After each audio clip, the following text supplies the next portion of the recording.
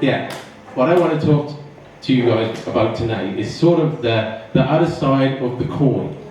Okay? So obviously, with unlimited fiber optic internet, as we just heard, it's going to give us so many amazing opportunities, so many good things. And it's going to open so many doors for us here on the island. But on the flip side of that, unfortunately, with this increased internet connectivity, unlimited connectivity, comes the likelihood of an increase of cybersecurity threats and issues. So, like I said, I just wanted to talk a bit about that tonight and the flip side of that. But also, I want to end on a positive note and also talk about the opportunities that have arisen within the cybersecurity field. So, I'm going to end on a positive note, so it's not all doom and gloom. So yes, my workshop is entitled Cybersecurity for Business and Pleasure. So, before we get into it, we first, I think, should look at, okay, what does cybersecurity actually mean? So when you hear this word cyber, so it's usually relating to or involving computers or computer networks. That's what cyber means. So anything with cyber in front of it just means to do with computers, computer networks. So cybersecurity then is basically different methods used by individuals, by businesses, to protect themselves from cyber attacks or reduce the risk of cyber attacks. And then obviously, we've seen the movies, and when you see these guys sitting down and press the button, and all of a sudden the company's IT systems go down, everything crashes, there's fire and explosions. That doesn't really happen in real life, by the way. But yes, obviously we know that, if you get hacked or something really drastic, it could be disastrous for your personal computer, for your company's computers, your organization, whatever. Yeah, so it can stop your computer systems working, your money could be stolen, confidential information leaked, etc. Yeah, so that's the bad stuff. So I don't like maths, but I like stats. Okay? So I'm just going to hit you with some stats now. So in 2021/22, apparently UK police had 31,322 cybercrimes reported. That's a statistic I found on Action Fraud. Police.uk.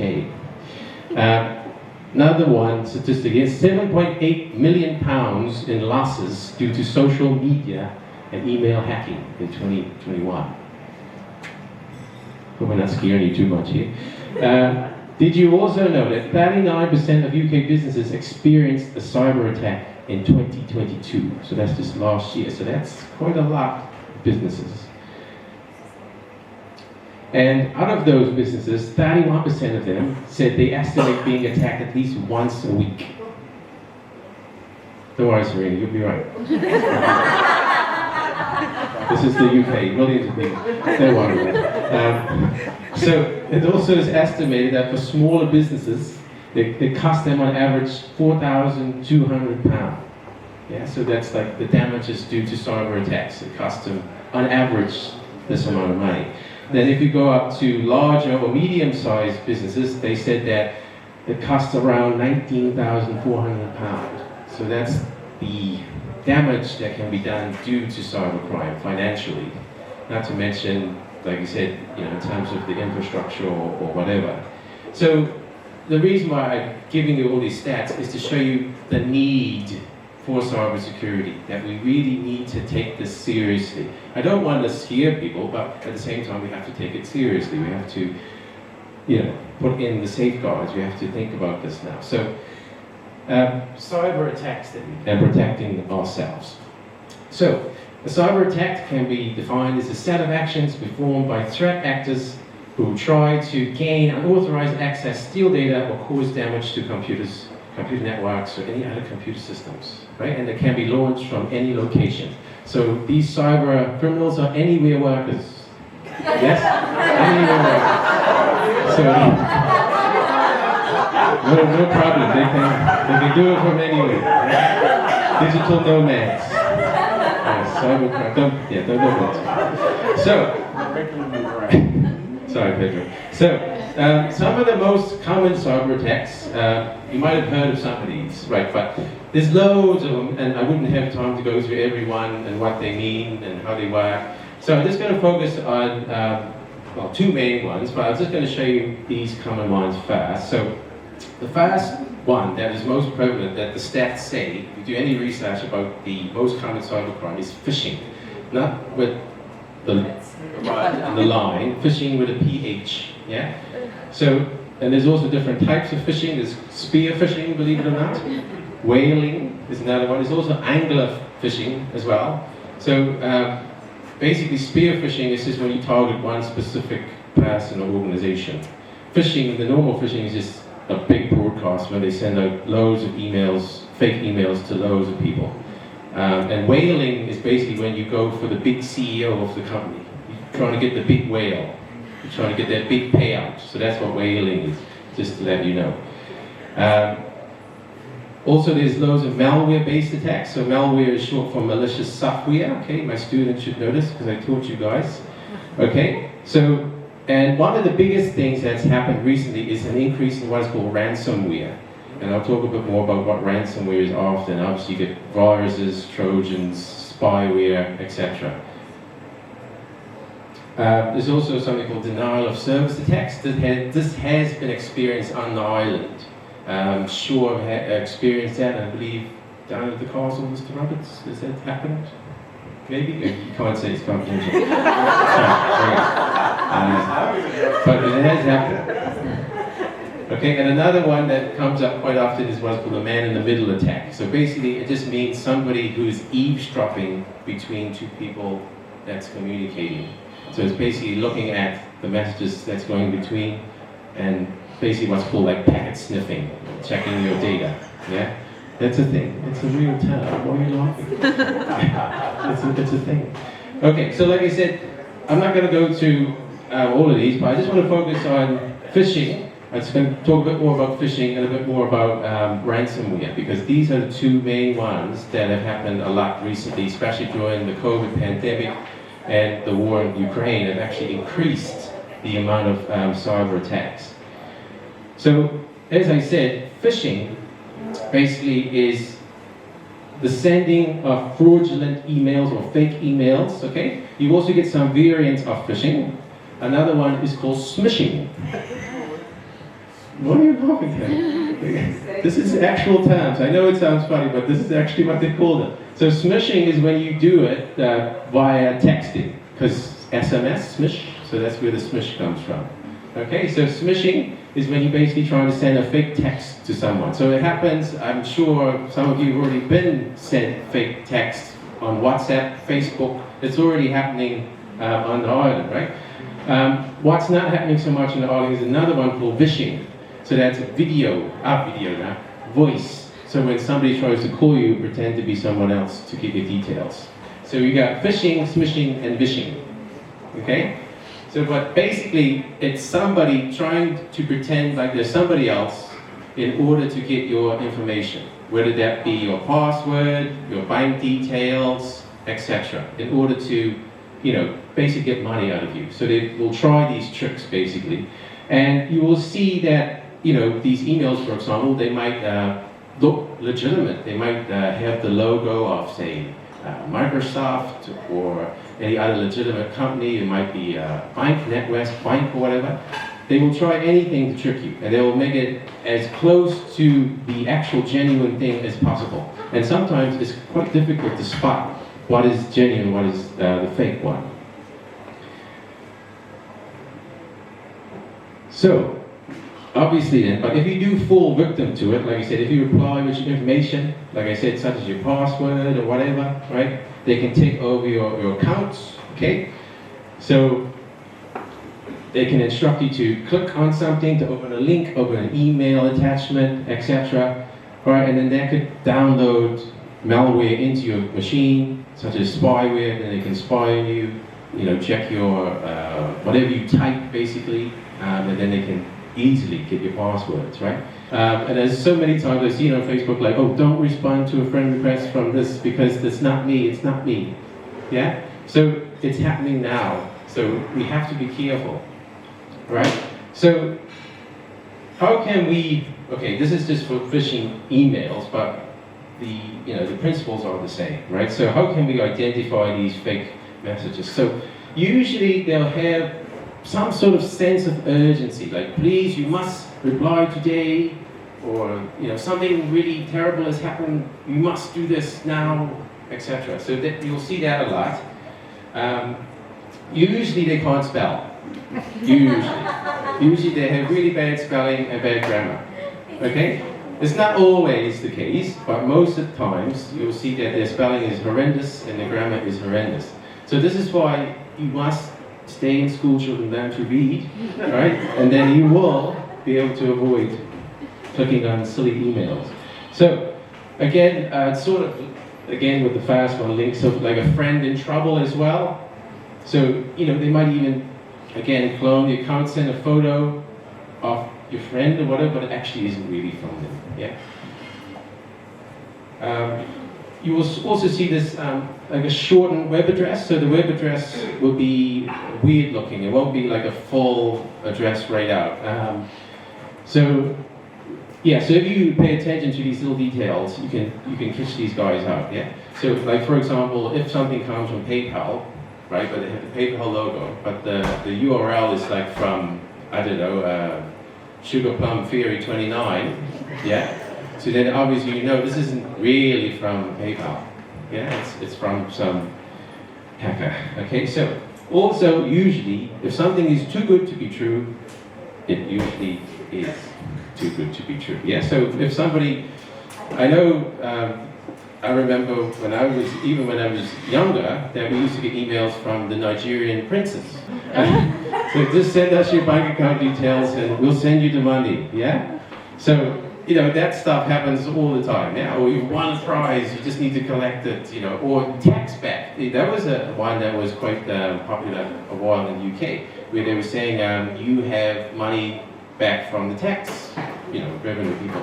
And, quite a few people actually fell for that, So that is the type of thing that they do. They try to play on your own greed as well, so. Okay.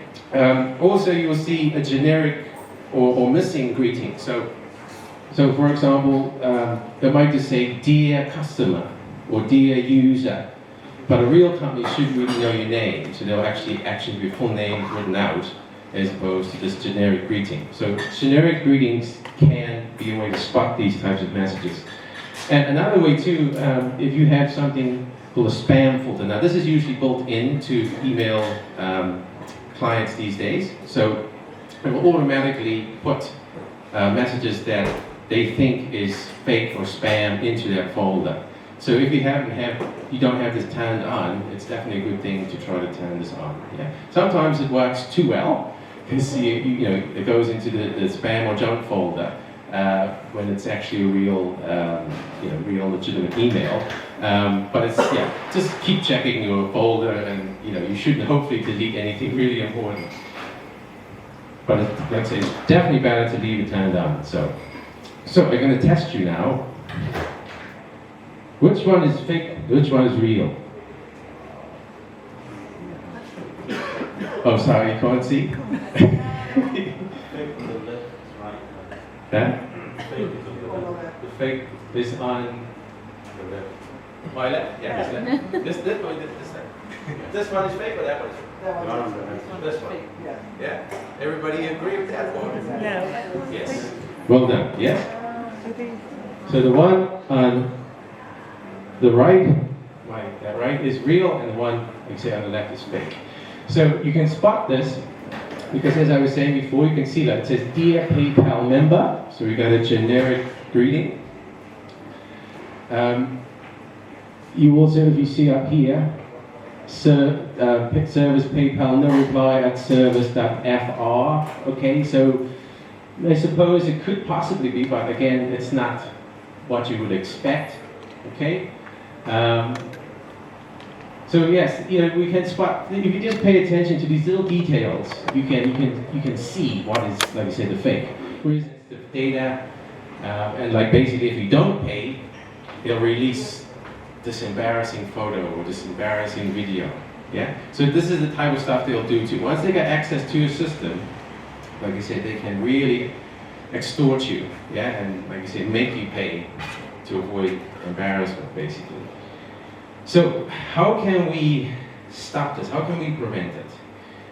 So, as I was just talking about, you have to make regular backups. So basically, copies of your important files, documents, videos, pictures, whatever. Yeah, make backups and store them off your computer system in a separate place, even a different computer maybe.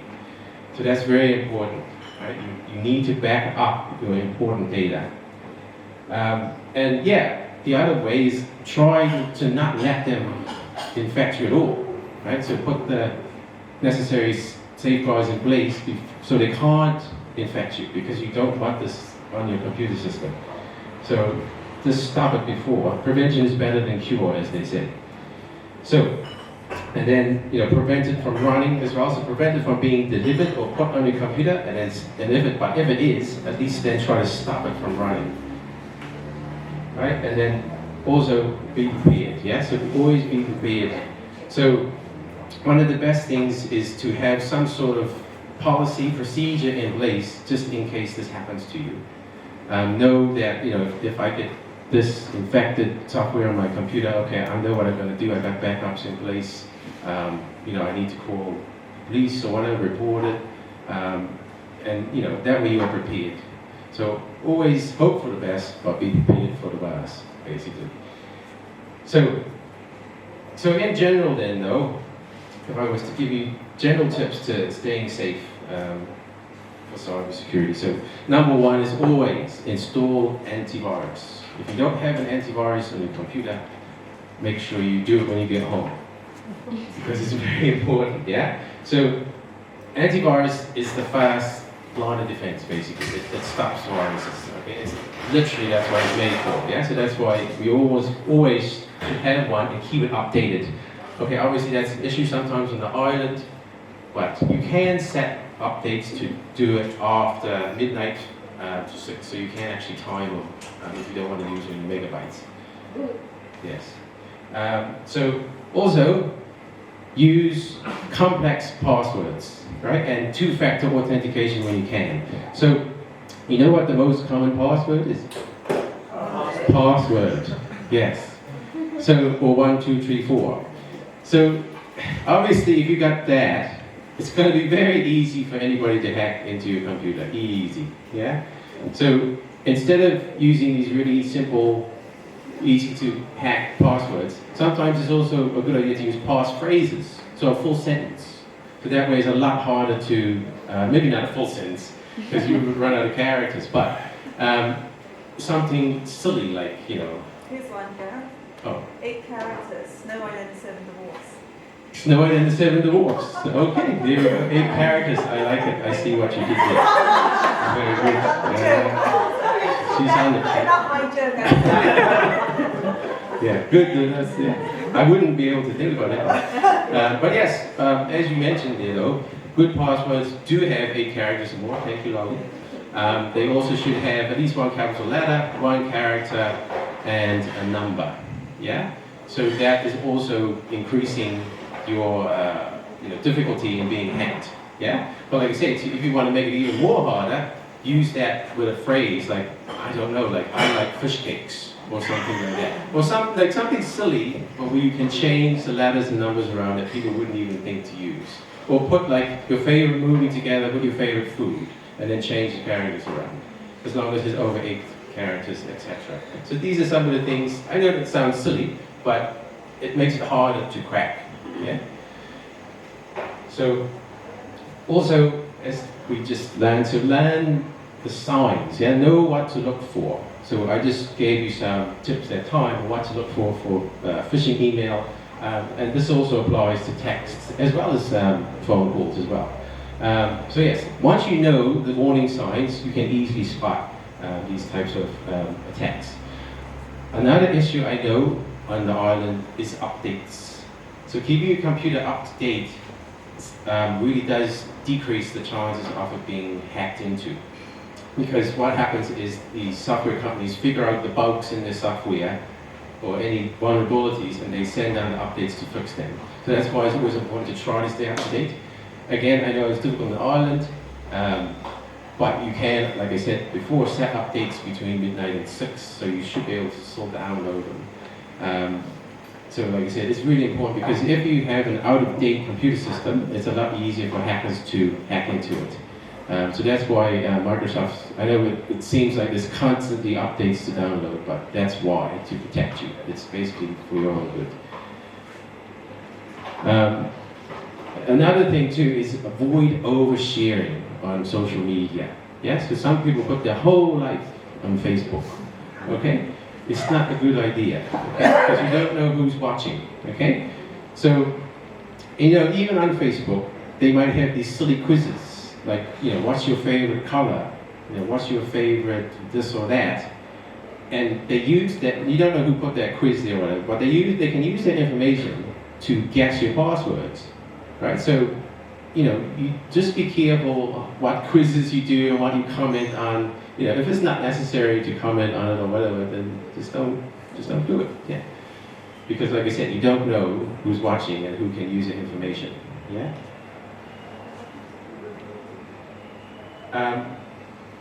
So yes, obviously, if you get a friend request from people who don't know, just don't accept it. Okay. Usually, you'll find they'll use tactics like there'll be like a beautiful woman in a bikini who wants to be a friend, right? So for all the men, it's like, ooh, So, but you don't accept the friend request, okay? All right? It's more than likely an old guy, with a big belly in his living room, like trying to get your money. Yeah, it's not that woman, okay? So. Don't accept friend requests from people you don't know, no matter how pretty you might think they are. Okay? No. So, also another thing actually the cable will reduce is us needing to share our USB sticks and portable hard drives, because obviously at the moment, we download movies like there's no tomorrow, and we download series and what series you got, plug the hard drive in, plug the USB in. Okay, you don't know what, there could be a virus on it, easy, right? But like I said, hopefully that once the cable comes and we get access to online streaming service, the need for sharing USBs, the need for sharing hard drives will just be done away with. Yeah, so we can stream Netflix, we can just go on the internet and watch it straight off the internet. So we don't have to constantly be plugging in USB sticks and hard drives. And obviously as well, it's going to help even in the workplace. Like if you need to send a big file to someone, once the cable comes, we can upload it to the cloud and download it from the cloud very quickly. So we don't need to have USB stick and be sharing. Like, even tonight, I know I'm not showing a great example because all of the presenters came with a USB stick in my laptop. But what can you do? So. But yeah, like I said, in the future, hopefully that will be done away with and we won't need to be using USB sticks anymore.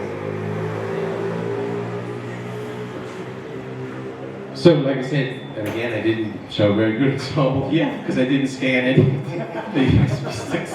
But if you do it, you do have to do it, try to scan the things before. I trusted all the people here, you see. Oh, terrible, yes, again, trying to catch you up. Yeah. Trust no one, that's right. So, yes, don't follow my bad example. So, especially if you don't know the person who the USB stick coming from. Yeah, because you more than likely will get infected. Okay? So, like I said, these are some of the general safety guidelines for cybersecurity, for staying safe, personally, individually, as well as in your business organization. There's other things as well. But like I said, these are just the general rules, and cybersecurity is a massive thing. I could go on all night about it. So, I'm just trying to give you the basics, the summaries. And as part of my new job role, I will be actually going out into the community soon and talking a bit more about these specific threats and going into a bit more detail. So I'm just, you've probably heard it been announced on the radio, the cybersecurity campaign, which I'm heading up. So with the support of my big boss over there, Mr. Jerry Roberts. I know he don't like being mentioned, but he's going to Miami soon, so.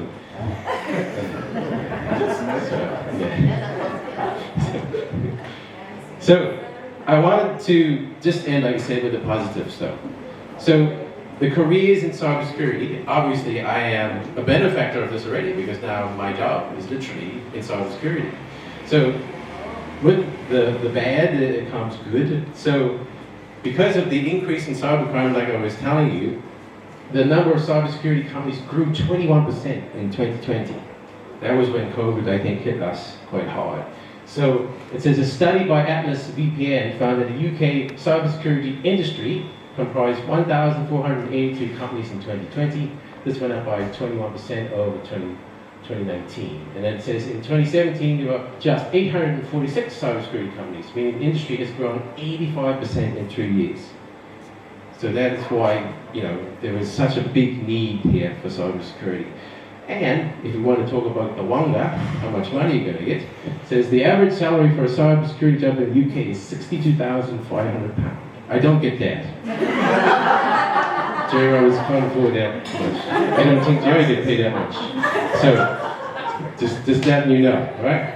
So, yes, so it says CW Jobs tells us the average salary for various types of jobs in the UK from a sample size of 531 jobs at the time of the average salary for a cybersecurity role is then, like I said, £62,500. So in cybersecurity, there's different pathways you can follow, different specialities, specialisms, I should say. You've got digital forensics, cyber threat intelligence, network monitoring, intrusion detection. I'm not going to read all of them. Cryptography and communication security. So like I said, within cybersecurity, there's many different pathways you can follow. So that's just some of them here. Yeah, and that's it. Thank you for listening. Stay safe. Any questions? Support. Couldn't have done without these guys. And it was just a special mention to Stella. I hope you don't mind. Because yeah, she was like doing all the stuff behind the scenes. We couldn't have done it without Stella, but all of them helped. Like,